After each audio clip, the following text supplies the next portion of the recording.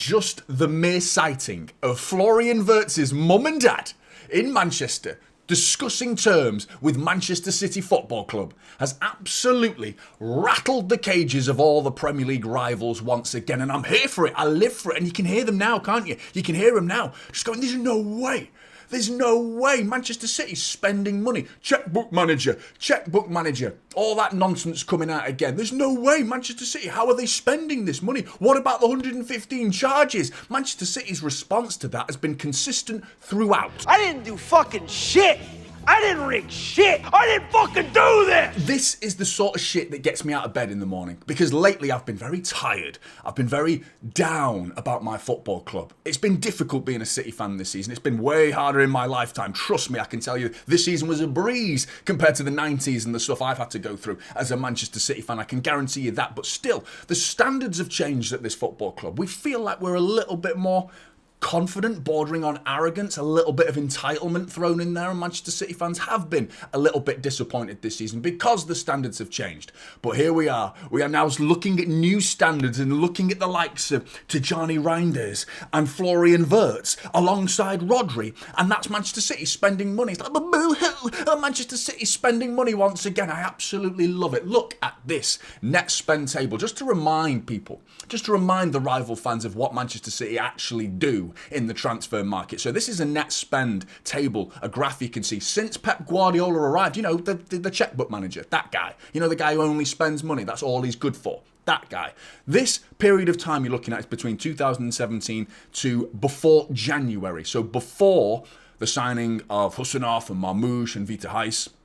Those signings, okay? So you can add another 120 million to that 340 million net spend you can see there, where Manchester City are currently, were 8th in the table, just ahead of Liverpool, but miles behind the likes of Manchester United, who break the 1 billion, jokers, 900 million for Chelsea, 688 million for Arsenal, and what have they got to show for it? What have they got? What have United got to show for it? I mean, do you know what I mean? Unbelievable what Manchester City are doing. But you add the 120 million that Manchester City have spent in January, that puts us at 460. Okay, we're still behind West Ham, we're still behind Spurs, we're still behind Arsenal, we're still behind Chelsea, and we're still behind the Rags. Of course we are, but now we're going to go and spend some money in summer.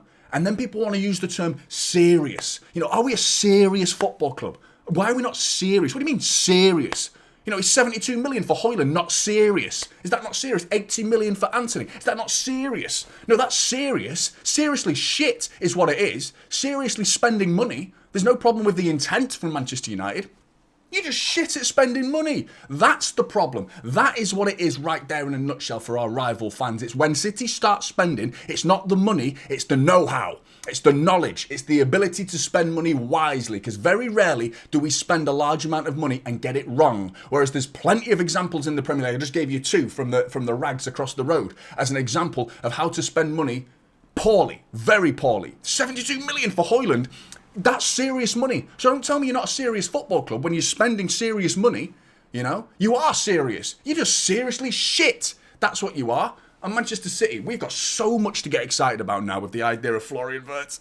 Imagine. There's still a good chance this might not happen, by the way, but the intent from our football club is what's exciting for Manchester City fans. The fact that we're there, we're in the race, we're trying to sign Florian Wirtz. Even if we don't sign him and he chooses Bayern Munich, which may still happen, we have to brace ourselves for that possibility. But Khaldoon has spoken to Florian Wirtz's mum and dad, and I mean, I like to think that guy's got a very good persuasive tactic. He's got a silver tongue, has Khaldoon Mubarak, and I'm excited at the prospect of signing him. So I wanted to do a dream starting 11 for Manchester City, and we'll have a look at that now. Going with all the targets, so it's not dreaming along the lines of Lamine Yamal and stick every superstar in the starting 11 as possible. It's realistic dreams for Manchester City is what I'm focusing on here. So players that have been linked with us in recent times. Now, starting with the goalkeeper, I'm going to stick with Edison. I know a lot of people are going to be like, well, we're targeting new goalkeepers. Yes, Costa, Chevalier, Trubin, amongst others as well. But I actually did a video. Go and check it out. I'll stick a card in the top corner for you to go and check out, or check it out after this video. Analysing our targets, our goalkeeping targets, as well as our goalkeeping what we have right now, Ederson and Ortega. Ederson comes out on top. Spoiler alert. So I'm going to stick with Ederson, the back four. We're not at the exciting part yet. I know what you're waiting for. Let's get... Just hurry up, Johnny. Hurry up. Get to that bloody midfield already. I know. I can't wait, mate. I can't wait. We've been linked with Livramento of Newcastle, which I think would be a fantastic signing. Cambiasso as well as fullbacks. Now, Cambiasso at Juventus has actually played more games as left-back, even though a lot of people see him as a right-back. He is both-footed, very two-footed. I can't tell what foot he actually is the strongest. He's that good. I think we could play him at left-back, so I'm going to go with Livramento at right-back, and then I'm going to go with Cambiasso. At the end of this, I'm going to give you a second team as well, as in Manchester City's B team, and see how that fares as well as an alternative formation, so stick around, because this is going to be a 4-3-3 to begin with, and eventually we're going to show you the 4-2-2-2 system as well. But I am going to stick with Ruben Diaz and Vardiol as the two centre-backs who've been doing really well lately for Manchester City. And we've got an abundance of centre-backs, even though a couple of them, John Stones in particular, his legs are made of glass, and we do need to consider the fact that some of them are ageing. I still think we've got enough centre-backs. We've signed Husanoff as well, don't forget, and Vita Hayes. So we've got so many centre-backs. I don't think City are going to be going into the market for another centre-back. Now then, Rodri, and who else? Oh, Reijnders, I'll pop you in there, mate. Just pop you in there on the left side of Rodri. Is that all right? Do you mind? I'll stick you in there, mate. Oh, hi, Florian. How are you, mate? You all right? Just pop you in there. Just stick you alongside Rodri. How are you doing, mate? Unbelievable. Oh, we've got the greatest goal scorer on the planet up front for us still. Don't forget these signings, as fantastic as they are, they're going to bring the best out of the likes of Erling Haaland and even players that we've already got, the likes of Rodri and even our centre-backs and Ederson, who's supposedly on his way out of the football club. I mean, he may see these players coming in and go, I'm sticking around here, mate, because this club's on the up and up once again. It was a one-season decline, and apparently City were finished, and now bang, bang, bang, bang, bang, transfer after transfer, and Manchester City could well be, demolishing the Premier League once again, ripping it apart. I can't wait for it, honestly. Marmouche, going to stick you on the left. And we have been linked with Rodrigo. Manchester City have serious interest in Rodrigo, so put him on the right. And, yeah. It's a reasonable team. It should get a few points. There's not much in the way of defensive thinking there. I mean, even our centre-backs like to bomb forward and get goals there. Literally every player there wants to score goals, pretty much, apart from Ruben Diaz. Even Ederson wants to score goals. He gets 4 assists. Do you know what I mean? The amount of goals in this side is fantastic. It really is. Unbelievable.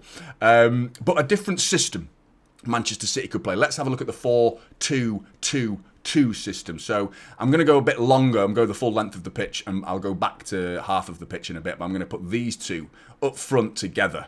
Now, Rodrigo, I'm sorry, mate, you have to actually come off the pitch. I'm going to put Florian Wirtz and Tijani Reijnders behind these two, Rodri, and I'm going to slip in, Slippy, Nico Gonzalez comes into the pitch, and has a 4-2-2 system, which we've seen Manchester City employ quite a bit, and ask these two to bomb up and down and become our width and get involved in the midfield, 4 like that, and then each bank becomes a 4 as they work their way up the pitch and create some width for this Manchester City side. But that spine, mate, complemented by the new addition of Cambiasso and Livramento, if these were to happen.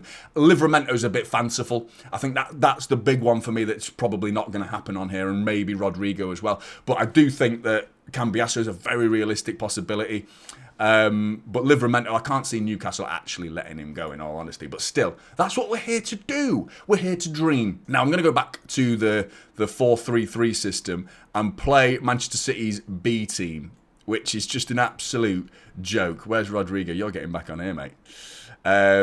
Yeah, let's have a look at Manchester City's B team. So, I'm going to stick with Ortega because I think he's been a more than good enough number 2 goalkeeper for Manchester City in recent times. And it's difficult to go and get a number 2 goalkeeper. If Ederson decides to stay, tell me which goalkeeper out of our targets is going to sign for Manchester City and openly be okay with the idea of being number 2. No goalkeeper wants to be number 2. So, centre-backs, let's go. Nathan Ake, Akanji can be our 2 centre-backs. This is the B team, don't forget. Now, Wesley from Flamengo, the Brazilian Wesley. Manchester City have been linked with a new right-back target in recent weeks. Wesley. Stick him in at right back because he's a young lad. I'd imagine he was one for the bit more growth, future thinking, future proofing, maybe slowly bed him into the side. But the likes of Cambiasso and Livramento, they're ready-made, finished articles, ready to go. Wesley, for me, could be slowly bedded into this side and would likely be part of the B team anyway. So I'll go with Wesley. Let's say we sign him as well. There's going to be no other additions, and there's only going to be one player that I'm going to include from the other team. So it's going to be a B team with 10 new players. One of them is going to be transferred from the other side. And I'm going to go Nico O'Reilly, left back. So Nico Gonzalez is going into midfield, as he's not in the other 11 of that 4-3-3 system at least. I'm going to go Gundogan, sticking around. He's been doing all right lately for me, Gundogan. I think people have been a bit harsh on him because of his age, but I'm sticking with him. This is the B team, don't forget.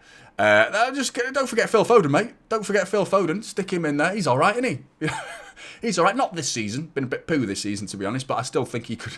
I mean, if he turns around and gets even close to the form that he showed last season, the season before, I mean, he's going to be pushing the other players in the starting 11. Of course he is, because he's an absolutely sensational talent.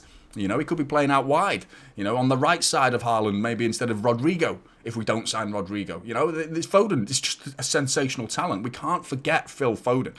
And then I'm going to go Jeremy Doku and Savinho, left and right. And then I'm going to have to go Marmoush, because we need to have a forward, don't we?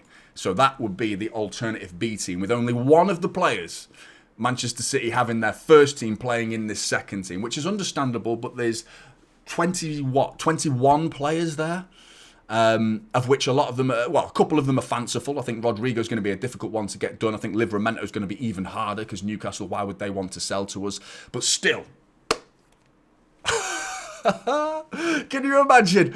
Just the idea of Florian Wirtz and Tijani Reijnders alongside Rodri, for me, that's it. That's the bit there. That's the epicenter of this side. This is just going to destroy the Premier League. Blues, I am so excited. Are you? Let me know your thoughts in the comments below. Like and subscribe to Typical City, and I'll see you in the next one.